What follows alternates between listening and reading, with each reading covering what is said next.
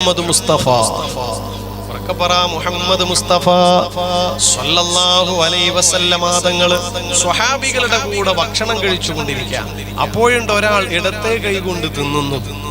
അപ്പൊ നബി തങ്ങൾ പറഞ്ഞു, കുൽ ബിയമീനിക്, നിന്റെ വലത്തെ കൈ കൊണ്ട് നീ തിന്നണം എന്ന്.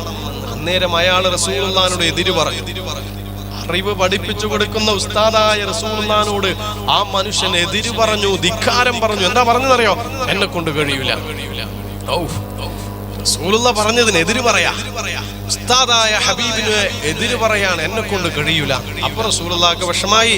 റസൂലുള്ള ഉടനടി പറഞ്ഞു, എന്നാൽ കഴിയാതിരിക്കട്ടെ എന്ന്. ആ ഒരൊറ്റ വാക്കേ റസൂലുള്ള പറഞ്ഞിട്ടുള്ളൂ. പിന്നെ സംഭവിച്ചത് എന്താണ്?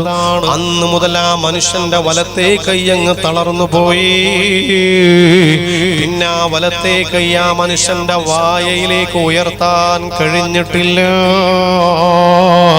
ഈ സംഭവം നമ്മോട് വിളിച്ചു പറയുന്നത് എന്താണ്?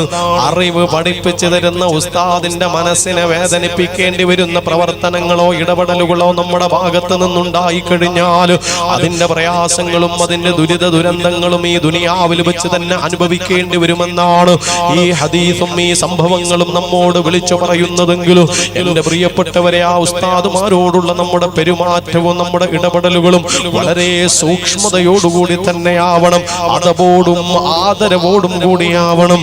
അല്ലാഹുവേ, ഞങ്ങളുടെ ഗുരുവര്യന്മാര് അവരുടെ പൊരുത്തം ഞങ്ങൾക്ക് നീ നൽകണേ അല്ലാഹ്.